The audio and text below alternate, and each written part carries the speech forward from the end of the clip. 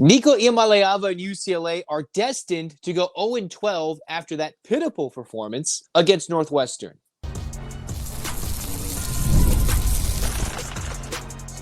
You are Locked On UCLA, your daily podcast on the UCLA Bruins. Part of the Locked On Podcast Network, your team every day.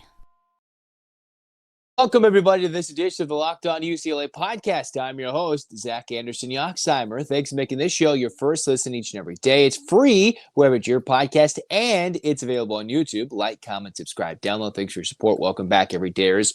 Well, 2 weeks off, 1 weekend off from pain. So last week, what did I decide to do? I decided to go to Fright Fest and scare myself to take a Saturday off. Well, nothing was as scary as watching UCLA football play. Unfortunately, the new energy, the Tim Skippers of the world didn't do anything. Nico had a couple opportunities to hit the guys downfield. Didn't happen. The penalties are still there. Watching Northwestern run right down the gut, literally time and time again, when it was third and medium, and just destroy the UCLA defense. Doesn't matter if it was a new guy calling the defense, implementing a whole new defense with a new playbook, as the broadcaster said, from one to another. The only thing I probably thought was worse than watching this was listening to the guy try and say Nico Iamaleava's name 20 different times in this broadcast. It was utterly brutal, and it's just disappointing to see what UCLA's done, how they get down 3 scores in every game. 3 scores. They've gotten down every game so far for UCLA, and it's New Mexico. You look at UNLV, you look at Northwestern, you look at Utah.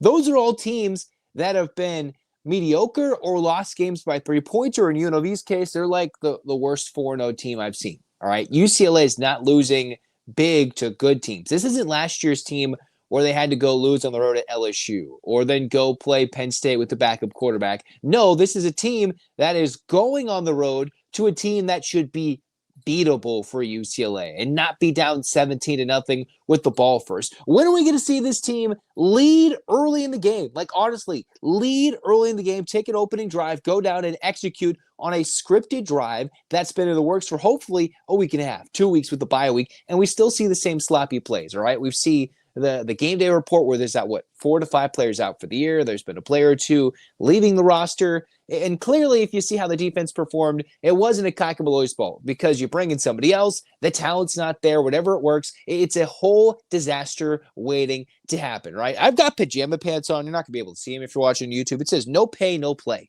all right? It's not UCLA gear, but they're just PJs that might reflect the situation. UCLA's got to commit to going and getting the better players. They got to commit overall to the facilities. They got to commit with this new little coaching search committee under Martin Jarman to go get the right guy. If this wasn't just a whole far outcry that UCLA has to hire the right guy, I don't know what is. Because you can't go lose to Northwestern in some tiny stadium, the only place in the Big Ten where we're going to get less fans than UCLA's averaging right now in the Rose Bowl, and go get embarrassed. Like, come on. Nico's out there with UCLA. He can't get any protection. But you know what the telling stat was that they put on the broadcast? That Nico's getting pressured the second most times in Big Ten conference play, or between all the Big Ten quarterbacks, other than Purdue. And you know what Purdue is? A rebuild with a new coach and a different quarterback.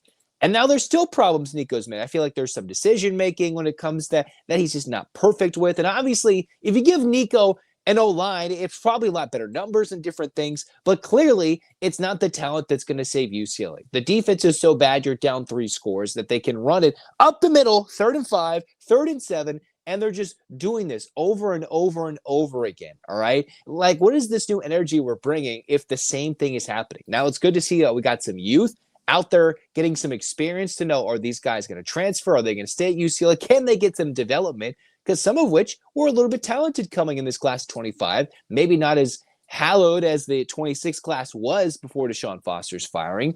But I think Deshaun Foster is now enjoying sitting down and not having the stress of a Saturday anymore, right? Like, imagine doing this now, 8 more times? Unfortunately, yes, and only one bye between now and the end of November. This is going to be a little bit brutal, and it's going to take a lot for UCLA to even win a game, all right? Like, you're going to Northwestern, and you can't go beat Northwestern and look competitive for the majority of the game. Right? Like, look competitive for the majority of the game in a tiny stadium on the lake with the quarterback that should be clearly much better, right? You see Jake Butt going out there on the Big Ten broadcast talking about how Northwestern has the most upgraded talent at the quarterback position, and UCLA sitting there with Nico at the quarterback position. How is that not just wow, Nico has been overrated a lot since coming to UCLA, my fault included, which means you're going to see on this channel a video and probably on the Big Ten squad later, where I'm going to get a bucket of ice water some way, or I'm going to get ice water or the coldest water possible and just dump it on my head. I'm going to figure out how that happens, just because I was like, there's no way in the offseason. There's no way UCLA would go to Northwestern, and that's disaster. Disaster. Well, disaster's already struck, and I think this is already an absolute new low point for UCLA. Like, what are we doing when teams that aren't as good in the Big Ten? I don't think Northwestern is anywhere near the middle tier, let alone, I feel like there's the top tier, there's kind of a slightly contending tier, there's a middle tier. I don't even think Northwestern's in that fourth tier. I think UCLA and Northwestern are in their own boat in the bottom three of the Big Ten, and somehow Northwestern is boat racing UCLA to start the game. They're going out to beat the Bruins. It's just embarrassing. Like, come on. What is UCLA going to go take down an undefeated Maryland team at this time later in the year? Like, what are we doing? All right. And I wonder what this means for Nico's transfer prospects, right? I already had an episode talking about how his camp is trying to work a way to get out of this situation in the offseason for 2026. Because Nico wants to improve his draft stock, wants to prove that he's in there for the team, enjoy the rest of this season in Southern California.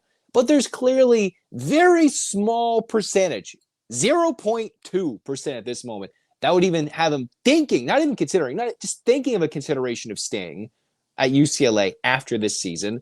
If UCLA got a decent coach, transform the O-line, use the pay in the NIL to transform the O-line off season, he's looking elsewhere. But even he is not going to make much money if he has no time to throw the ball. And the few times he goes down the field, when are we going to see a play where a guy goes vertical, Nico has some time to throw? It's not just a 15 to 20-yard chunk play.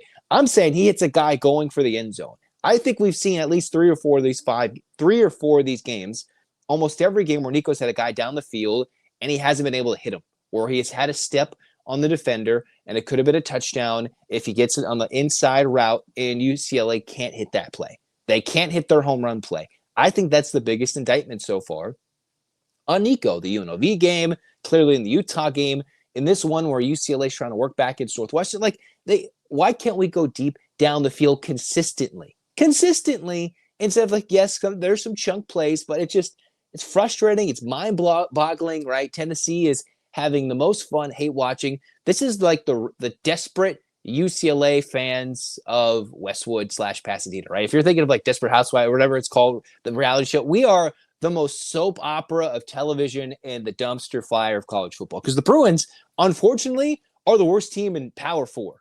They are arguably maybe even the worst team in the country in college football. And I don't think it's that far to say that at the FBS level. Like, if UCLA is going to go play Jim Moore and UConn, I don't really know if that's a winnable game for UCLA. I really don't. I don't. That's unfortunate to say. I came in hopeful. I thought, I can't be stupid and say they're going to win this game. They have to prove it on the field. But if they can't prove it, then when? Then when? Because next week, they got Penn State. And Penn State's coming off an emotional wideout game that I hoped if UCLA was a competitive club, they would be unbeaten or 3-1 with a chance to upset Penn State. If UCLA was a real program, they could have been 3-1, maybe 4-0, knocking off Utah in week 1. And then they would be playing Penn State unbeaten, maybe hovering inside the top 25 or just out, with a nationally televised game against Penn State with a packed-out Rose Bowl. That is what this 2025 season should have started like. Not with the talent that's been displayed on the field, but with the way the schedule was laid out, UCLA should have been set up for success with Penn State coming off an emotional game against Oregon at home, their first travel out west in a long, long time in the regular season. That would have been set up for a lot of UCLA success. And instead, it's going to be one of those games where there'll be more Nittany Lions fans than UCLA. And the Bruins, their next potential game where they could put up points, Michigan State. But even that is a 9 a.m. body clock game where they're going to go play Michigan State at noon in East Lansing before you come back and host Maryland. I just wonder if the students will even come to the games, how much support there will be, or if UCLA is going to break the record for lowest attendance turnout in their program's history in terms of people who walk through the gates and show up in the Rose Bowl without free tickets given away to high school kids, Pop Warner clubs, junior high kids. I don't know. Because this is a disaster and it's getting a little worse. And more embarrassing that when there's less fans to watch the Bruins on the road, they're still getting knocked off by Northwestern. I believe this was on their homecoming day. Just easing their way down the field. It's frustrating. It absolutely is. And it's just disappointing. A dumpster fire. UCLA 0-12 is legitimate, and I am going to put some ice cold water, dump it on me. I'm just going to just dunk my face multiple times and just try to escape the reality that is the college football season until the middle of October, when UCLA basketball, the men's side, has an exhibition, and we wait till the women's team starts in the November part of the season. All right, because that is frustrating.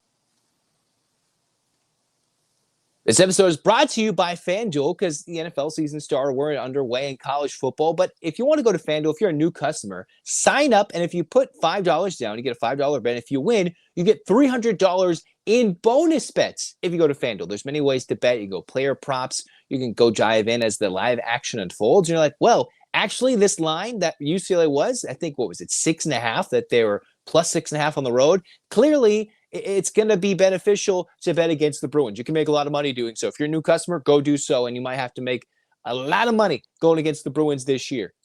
$300 you can win if you're a new customer and place your first $5 bet. Go to FanDuel.com and have money to use across the app if you win that first bet. So go check it out with FanDuel. In the meantime, it's going to mean a lot to what UCLA's coaching search is. On this channel, on these episodes, I have focused a lot with bringing on guests who are knowledgeable about their coaches' situations, about their buyouts, about what's their strengths, what's their weaknesses. Clearly, I think a reasonable get for UCLA's Tony White, but it seems like the alumni ties are trying to get severed. They're trying to get something new with energy. Does that mean UCLA goes and swings big for something ridiculous? Obviously, there's the names of the Urban Meyers. I don't think that would happen. You could go with the Lane Kiffins, bring back to SoCal. You could go with the Jonathan Smiths. You can go with the Dave Arandas, get the SoCal guys back. Is it the SoCal ties? Is it the guys who are coordinators? You go to Oregon and see whether it's the offensive coordinator or the defensive coordinator, or many names that have been thrown. I've listed at least 20 to 30 names in a notebook that I have of guys who are either far cries, potential contenders, names that are reasonable but unreasonable. Like, there are so many names, and UCLA needs somebody with the personality and the ability to recruit, to bring the fans in, to get the money to come in, the X's and O's, and just to handle the atmosphere. Like, just to bring it all in and put it together for UCLA. So this hire is arguably the most important hire in UCLA football's history. It is. The next coach they hire, is he going to have UCLA's program sink some more, or they're going to get back afloat? Because I believe it's a fixable situation. As much as dire as it seemed like in that Bruce Feldman article in The Athletic, I do think there is a reason to believe it's fixable. I don't think it's fixable this year. There's not going to be a lot of respectable score lines to watch and see this season, and 0-12 is on the table. But there is reason to believe that with the right guy, a more aligned view, I've heard that word, alignment, put it together and in line with the new chancellor, either with a new AD or with the same AD, but with Julio Frank controlling a little bit more in that regard, with more push from donors, more support institutionally, and with the right coach who's got the right personality and the correct view on X's and O's, NIL, rev share, recruiting, all of that, marketing, gregariousness, right? Because that's not something UCLA's had in their last two coaches, Chip Kelly or Deshaun Foster. Then you might bring people back in the seats. You most importantly need the right group of men to come into the program and transform it from one year to the next. We've seen Indiana go from a joke to playoff contender to destroying top 10 teams on national television and being like, whoa, they beat a team by 50 in just a year and a half. So it just takes one guy with the vision and a lot of confidence to turn it around. Jim Moore did a little bit of that after Rick Neuheisel and Carl Durrell. And boom, UCLA was nationally relevant. Just like that. They got a big-name quarterback in. They brought Brett Hundley for a lot of success when we were transitioning from the BCS era into this 4-team CFP era that's now expanded to 12 and probably more. It takes one guy to change it. So you need the confidence, the strength, and resolve to be able to work through this. So is it somebody who wants to be there 5 years, or do you need the young and up-and-comer? That's what we're going to be discussing all the time on this channel. And I hope you stick through. We've already had 4 or 5. We're going to have even more discussing what other potential openings might hinder the UCLA searching process, like a potential Florida opening.